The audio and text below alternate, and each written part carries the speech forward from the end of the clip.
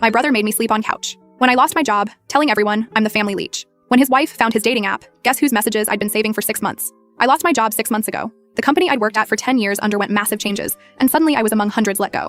With the current economy, my savings disappeared faster than I expected, mostly into my apartment's ridiculous rent. After 3 months of rejections and dwindling funds, I had to make the hardest call of my life, asking my older brother Nolan if I could crash at his place temporarily. Nolan is the successful sibling. Nice house in the suburbs, BMW in the driveway, and the kind of smugness that only comes from thinking you're better than everyone else. But he's my brother, and his wife Alice is genuinely one of the sweetest people I know. So when he agreed to let me stay, I was relieved. That relief lasted exactly 3 days. First red flag. Nolan insisted I sleep on their living room couch despite having a fully furnished guest room. His reason? We need to keep it ready for actual guests. Ouch. But I was desperate, so I swallowed my pride and accepted it. The real fun started during week 2. Nolan began making these little comments during dinner. You know, Ruby, at your age, most people have their lives figured out. Or my personal favorite. It's interesting how some people just can't handle adult responsibilities. Alice would shoot him looks, but he'd just smile that condescending smile of his. Then came the family gossip. My cousin Haley texted me, "Hey, is everything okay? Nolan mentioned you might be having issues?" Turns out my dear brother had been telling everyone I was taking advantage of his generosity. He even went to our parents, suggesting they stop helping me with holiday gifts because I was becoming the family leech. I was documenting everything,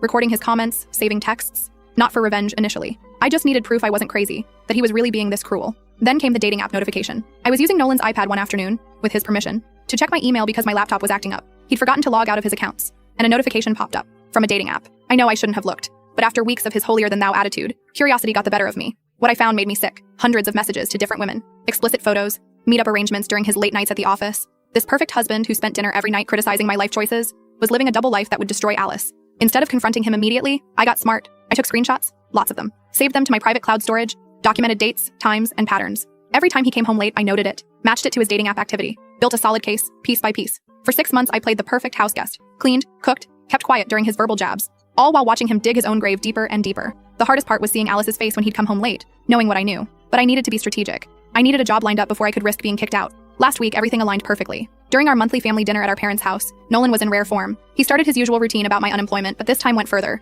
suggesting I might be stealing from them. That's when Alice spoke up, her voice shaking. "Actually, I found something strange on your iPad today, honey." The look on Nolan's face was priceless. Before he could speak, I pulled out my phone and started playing my collection of his degrading comments. Then, while everyone sat in shocked silence, I pulled up the dating app screenshots. 6 months worth. "Since we're talking about taking advantage," I said, "let's discuss how you've been taking advantage of your wife's trust." Alice broke down crying. Mom nearly fainted. Dad, who's always seen Nolan as the golden child, just sat there, mouth open. Nolan tried claiming the messages were fake, but I had timestamps, photos he'd taken inside his office, hotel receipts he'd saved in his cloud.